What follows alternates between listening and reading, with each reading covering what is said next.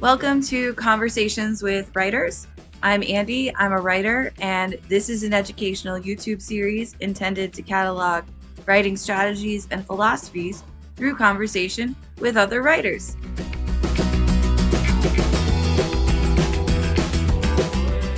Gregg Baptista holds a PhD in English from Penn State and is a senior writer and editor in the Office of Development Communications at Penn State, where he writes materials related to major gift solicitations. In 2022, he helped to launch Sock and Buskin Theater Company, a community theater company in the Bellefonte State College area. Gregg has appeared in or served in production roles for several of the group's shows, and he co-wrote The Will to Kill, a murder mystery party that was produced by Sock and Buskin in 2024. And this is my conversation with Gregg.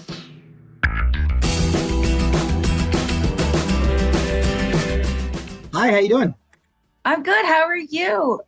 Good, I'm good. I'm sorry it took so long to pull this together. So what are you working on now? And what motivated the project or projects? What I do in my day job is I'm a professional writer / editor for Penn State for fundraising. So most of the writing I do is in that context.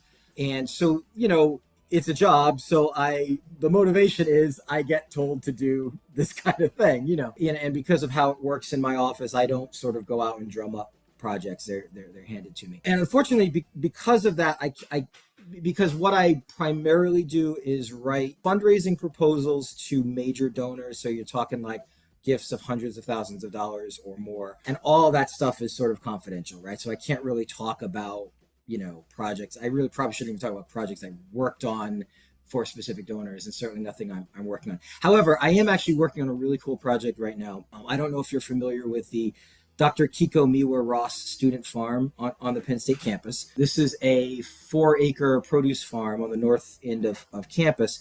And it's really cool. It's this really great thing. It's run by students. It's like student interns and volunteers and stuff. And they're not all ag sci students. They come from all over the university. I mean, a lot of them are, but there's lots of other students from lots of other areas. And they run this farm kind of like a small nonprofit.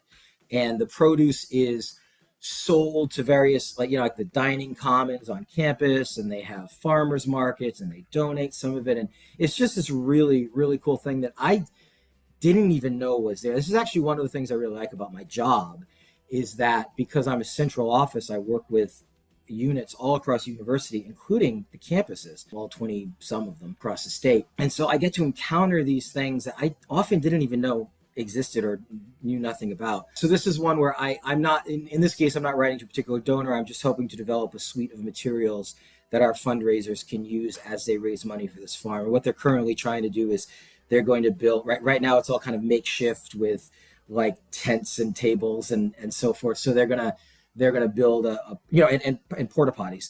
And so they're going to build a permanent structure with bathrooms and, the whole bit. And so it's really nice to be a part of that. I really enjoy that kind of thing. Another example of something like that I did a couple of years ago was some materials for the new art museum that just opened recently. So my office was heavily involved in that, and I wrote, some materials for that. So those kinds of things are really great because you can see them come to fruition, and you can say, I did a small part, but I played a part in that. I love that. So it sounds like through your writing skills and education, you get to sort of play this cross-department, multidisciplinary kind of role that helps them communicate the things that they need to and get them the resources that they need in order to sustain their operations. Yes, absolutely. And I do really, I work with lots of different units. And sometimes, actually, you mentioned interdisciplinary, sometimes what we work on, as with a student farm, because it involves all these different units,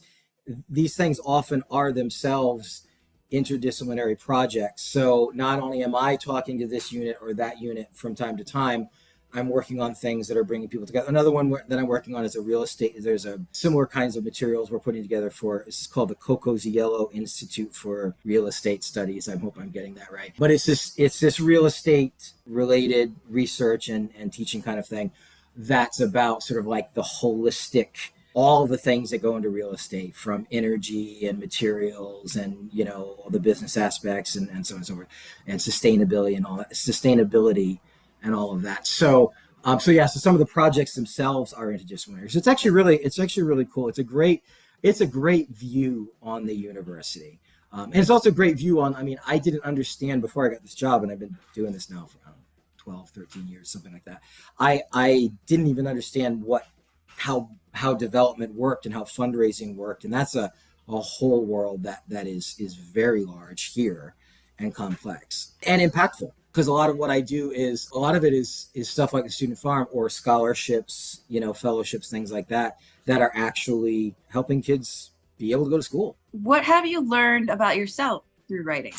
I've learned that I'm good with details. So I also do some side work editing for a separate company, editing self-published manuscripts. So I'm pretty good with catching details in writing, comma placement and spelling and all that stuff. And I found sort of in my own writing that I can be a little obsessive about those things, in a good way, I think, in like, I want to get it right. I'm very much like, I want this to be right. And, and sometimes it's like obsessing over small issues that like, well, if you look at Chicago style, they say this. And if you look at APA, they say that. And, and sometimes I have to remind myself at the end of the day, nobody cares but me. But, that's sort of the extreme end of it. But overall, I do like that, like sort of getting it right. The other thing that I learned about myself writing that I can think of is a long time ago. So back in grad school, I have a PhD in English, in literature, which seemed like a good idea at the time. But actually it was. I'm glad I did it. But I really value like clarity and accessibility in writing. That's like a big thing for me. So I think you have an academic background yourself, so I think you probably know that a lot of academic writing is sort of intentionally obscure or complicated as a kind of, it's like a gatekeeping thing. You show how smart you are by how long your sentences are and how many 7-syllable words you can come up with and all that sort of thing. And I never liked that, both because it's hard to read and I don't want to put that work in, but also because it cuts people out, right? I mean, it makes writing something that you have to have a certain level of, familiarity with jargon, like because English literature studies has its own jargon, just like medicine does, even though it doesn't need to in the way that medicine does. So I always wrote the kind of writing I wanted to read. And in fact, the best compliment I got in my dissertation defense when I defended my dissertation was one of my committee members said, "You know what I like about this? I can actually understand it." And I was like, yeah, mission accomplished. So I think that's the other thing. It's just I through my writing as well as my reading, of course, I know that that's something that's very important to me. I love that answer. And I'm a really big proponent of plain writing too. It's very important to be accessible, especially in a digital landscape, because nobody's going to put up with that crap. Because when you're reading on a screen, you have to read much faster. It just encourages you to read a lot faster. And if you've got these big, dense sentences with, $5 words, your audience is going to check out. They're not going to get to the call to action. Absolutely. And when you say call to action, I mean, that's a good point, is that, you could sort of get away with that in literary studies because it's a very small group. As you say, you can't get away with it when you actually have to accomplish something with your writing, other than, checking off, I got a publication, right? Which is what academia, on some level is about. So how do your experiences with developmental writing and playwriting inform each other? The writing I do for development is largely persuasive writing. I do write like press releases and magazine articles occasionally, but the bulk of it is persuasive writing. And in that sense, I'm doing usually kind of subconsciously what I used to teach students to do when I was like teaching English 15 or English 30 as a grad student and thereafter for a little bit, which is analyzing the writing situation. I actually I'm going to put this in here. You can cut it out if you want. But I actually remember the definition of rhetoric that we used to use was Aristotle's definition, which was, here we go, and I quote, I mean, not in the original Greek, but I quote, "The faculty of observing in any given situation the available means of persuasion," right? And so we did, those of you who have taken this kind of course, rhetorical triangle, ethos, pathos, logos, which is the author's credibility, the emotional appeals, and the the sort of factual or strength of the message, right? So we consider all those things.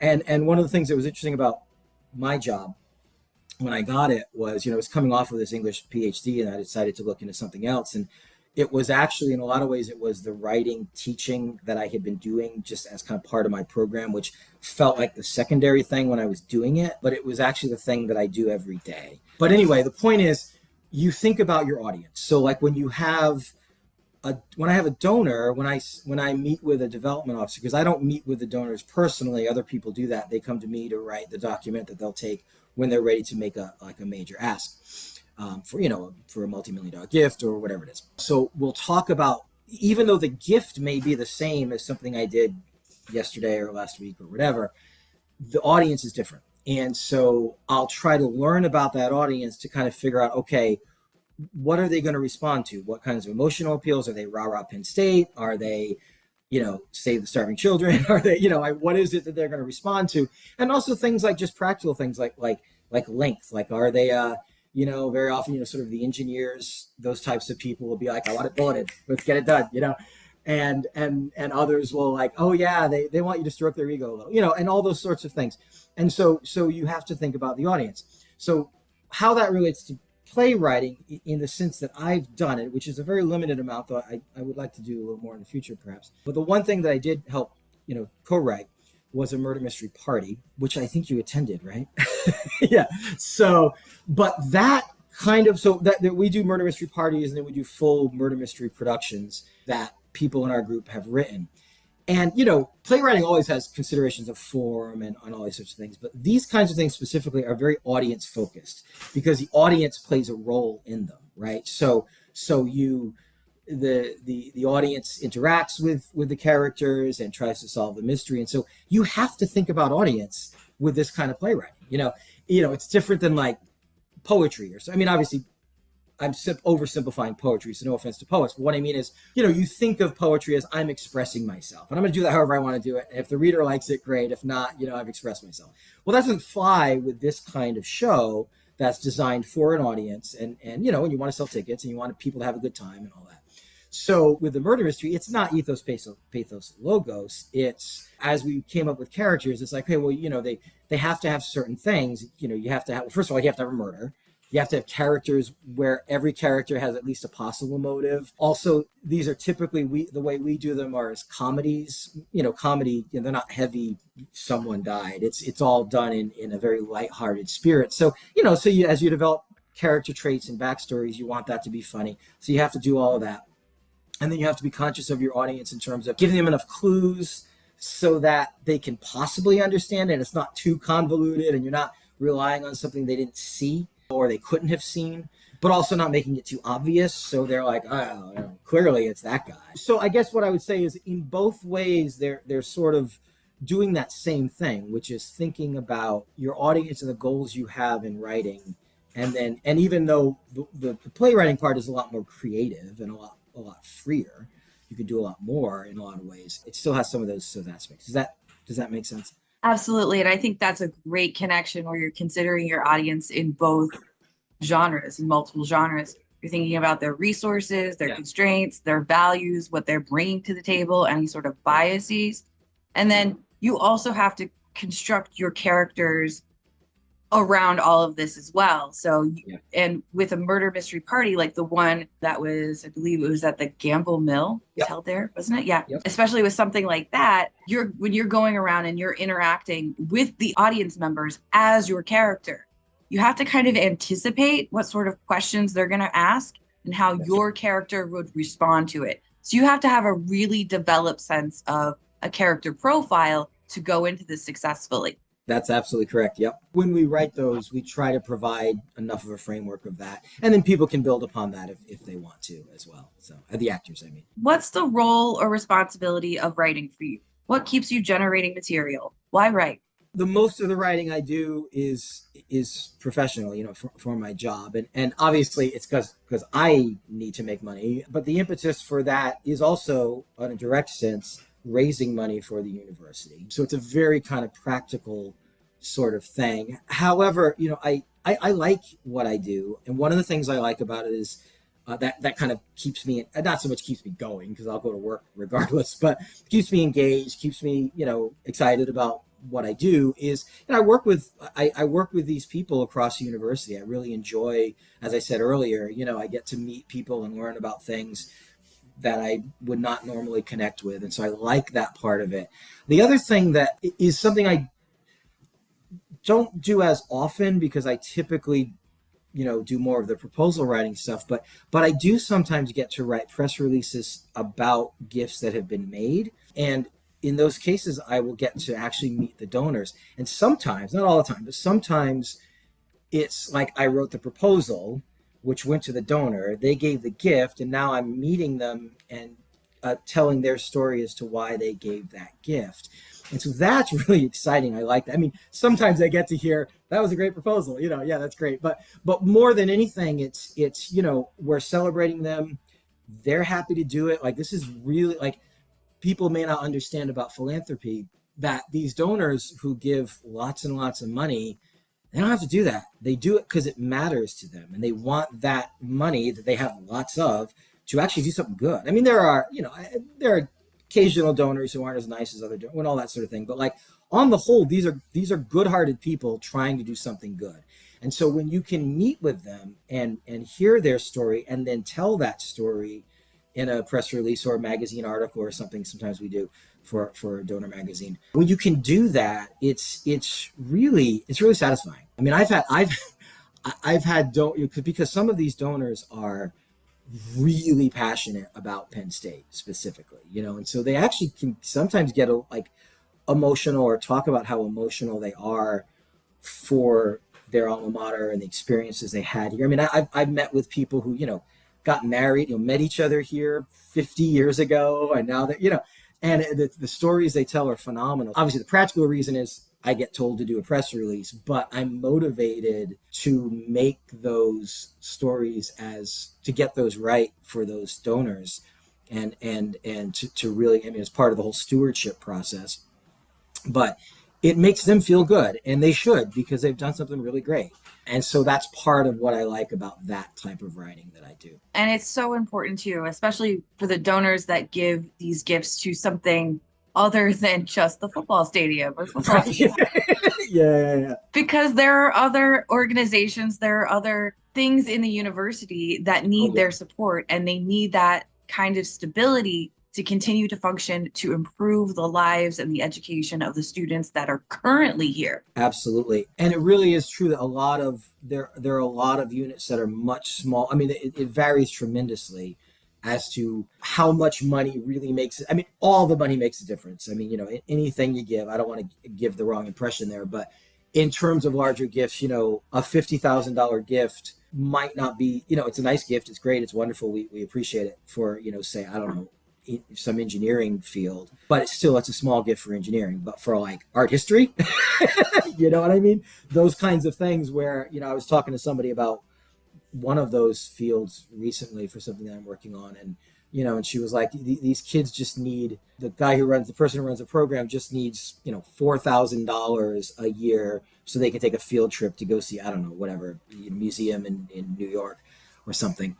And it's like, that's pocket change for certain programs, but for these smaller programs, that makes a huge difference. So it's really nice when you can be a part of something like that and helping that to grow. When you're struggling to write for whatever reason, in whatever genre, what strategies do you use to get yourself back to the page? When I'm struggling to write, I'm often just staring at a blank computer screen.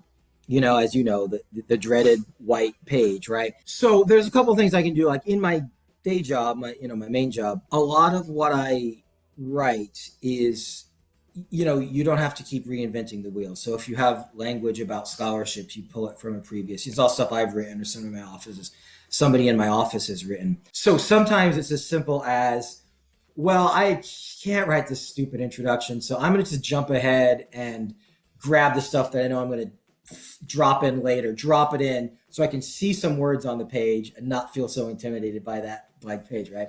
So that's one of the things that I will do when I'm doing something where I actually am reusing material. Another thing that I'll do is sort of shift the physical medium so that computer screen is very intimidating. So maybe I'll just take a piece of paper and handwrite something, handwrite the first couple of sentences, the first paragraph. And then once I get that down, I can type it in. And the other thing I sometimes do is actually use typewriters. I actually have a collection of typewriters, which is mostly manual typewriters. I have a couple of electrics, including a magnificent IBM Selectric 3, the pinnacle of obsolete technology. It corrects, the whole bit. Anyway, but I have these wonderful machines, and I love these machines. They're so different than a computer. It's very physical, especially on the manuals. You're giving, it's a lot of force to hit those. I mean, you're not doing that, but it's a lot of force to hit those keys, and it's loud, and it's chunk, chunk, chunk, chunk, ding, and you do the whole thing. And so it's just a different experience. And so sometimes I don't do as much as I did for a while, but sometimes if I'm stuck, I'll just go over to typewriter and start writing. And even if I'm just jotting down ideas or half sentences or whatever, just kind of getting that flowing there's something about the typewriter, there's something about the computer that is very cold and judgmental or something. I don't know. It's just, I don't connect with it. So shifting that physical medium, I think sometimes for me it's enough to break it out. And then I'll go back. I used to actually, for a little while, I was literally typing like much of my draft and then like scanning them in and OCRing and all that sort of thing. I tend not to do that anymore because it really is time consuming. But yeah, I do find that shifting the what I'm actually writing on makes a difference. That's such a great suggestion, just shifting the media. And I remember those typewriters. By the time I rolled around, the manual typewriter was no longer, it was pretty much antiquated by then. Absolutely. But I remember my family having this typewriter that was manual, and you just really had to drive the buttons down. Yeah. And sometimes the letters would kind of go a little bit askew. Or up a little high, yeah. For some reason, we didn't get a computer. Well, I didn't get a computer until like after college because I think I'm a little older than you. So I was right on that cusp where, by the time I came along, people were using like electronic typewriters and a lot of people had computers. But my dad had an old manual. It was a portable, but I would sit at the kitchen table and I would type on this thing. And as you say, it's all that, it would like wobble. And so it would like work its way towards the like, and this is high school and part of college, work its way towards the end of the table. And I have to like push it back so it fall in my lap. But yeah, so I did that longer than I should have actually. These are the writing challenges no one talks about. And I remember the electric typewriter too. It was in the mid 90s before we got an actual computer. So we had the electronic typewriter, which would, do the corrected stuff for you, but it was bolted to the desk and the whole desk would shake every time you type anything. Yeah. Exactly. Yeah. It was a different world. So what revision strategy or strategies do you find most useful when revising your own work, and why?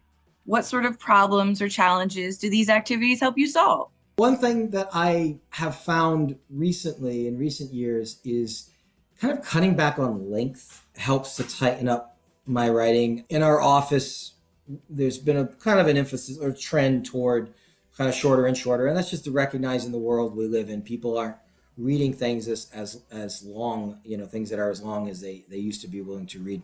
Now, we still have a lot of our donors are still, older. So it's not like I'm using emojis and stuff, but it, everybody's busy. So the more you can trim that back. And so a lot of my revising, a lot of the time is going back and just seeing, do I really need all of these words? Can I cut some of these out? And that's a lot easier when you have either a page limit, whether it's an absolute one or one that you sort of say to yourself, I think I like to keep this about 3 pages, or a word limit or whatever, where it's like, you think, you look at what you wrote and you think, I can't cut anything. And then someone says, you got to cut it to X number of words. And you do, and you just find a way to do it. And often it's better when you're done. Not always, but often it's better and cleaner and less wordy when you're done. So partly it's that. And sometimes I do give myself kind of like a fake limit in my head. It's like, I'd really like to keep this, and that kind of helps me to do that. Another thing, which is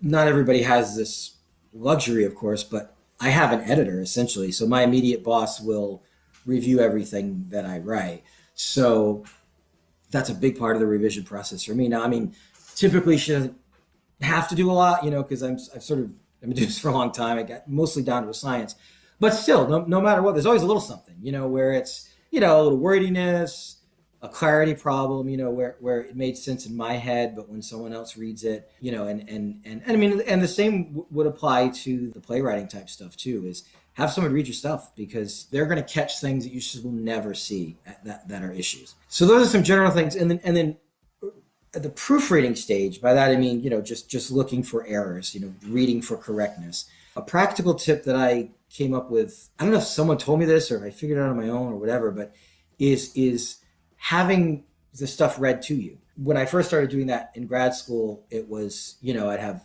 whatever, my wife at the time or whatever would read it out loud and I would follow along. But now you can do it text to speech. I mean, Microsoft Word has a great text to speech function. And so the reason that works is because there's a technical term for this. I don't know what it is, but there's a technical term for the fact that you're not reading. My girlfriend knows what the term is. She said it yesterday and I can't remember. But you're not actually really reading each word exactly. Your brain is filling in stuff all the time. And it's just how your brain works.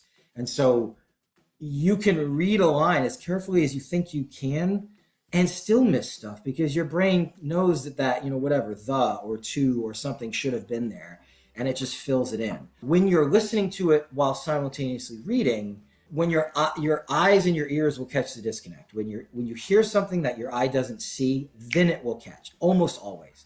And the flag will go up. And so it is very rare that I don't always do that. It depends on how really precise I want to be. But if I want to get it right, if I really want to be precise, I will take the time to do that. And it will, it's very rare that I miss anything, except maybe a spelling error sometimes where it's like a homophone or whatever. But I mean, most of the time, missing words, weird punctuation things like that, you'll catch them. So that's something that I often do. That's a wonderful idea, especially if you can't immediately get another person to look at your stuff because everybody's busy. So having that, relying on two of your senses to be able to catch your mistakes is really helpful. It has really been for me. And I recommend it. Anybody listening, anybody watching, try it. It works.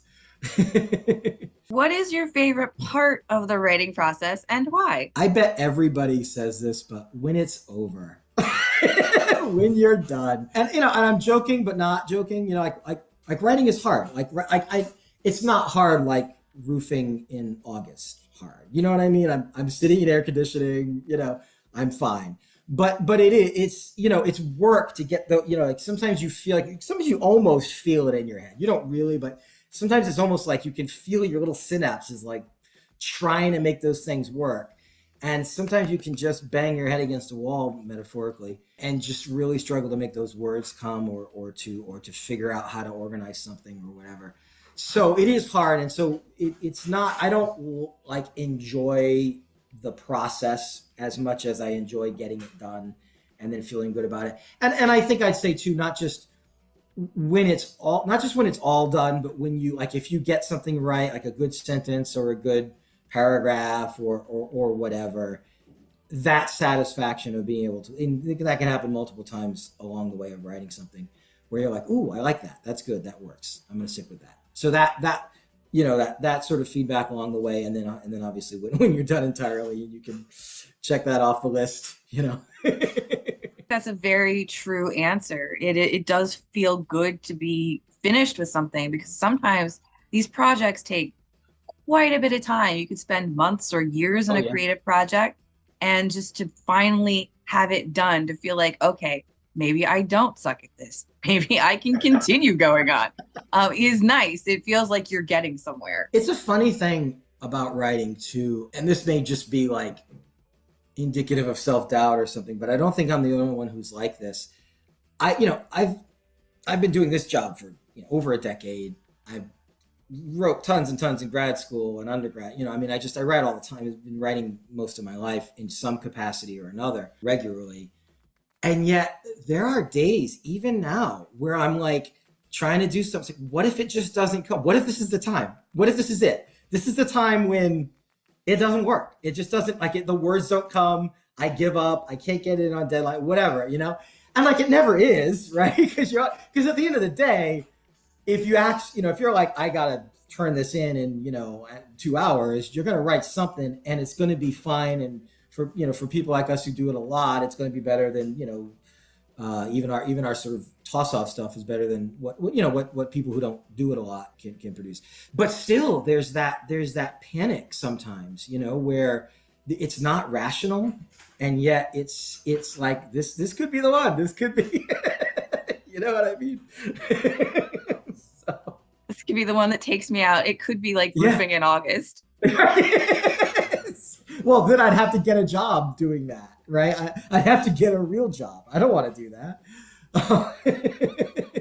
What reading suggestions do you have? What authors do you keep in your back pocket? Well, I don't have as much time to sit and read for fun as I used to. I mean, I do audiobooks sometimes, and I go back and forth on how much I like that. But I'm a Hemingway guy. Actually, the other day, it came up in conversation. My girlfriend admitted she'd never read The Snows of Kilimanjaro, the great Hemingway short story. Yeah, right? Now, I gave her a pass. She's my girlfriend. I gave her a pass. But I advise everyone else, don't make the same mistake. If you haven't read Snows of Kilimanjaro, go out there and read it, because it's a masterpiece. So yeah, I like that stuff. Hemingway, and Scott Fitzgerald and all that too. But that was what I was interested in the most in grad school. And that when you spend so much time sort of immersed in that for a period of your life, it's always meaningful to you, even though I'm not doing anything with it professionally or whatever. Thank you so much for those reading suggestions and for making time for me. I've learned so much. That's great. I'm really happy. This was a lot of fun, actually. Thank you for doing this.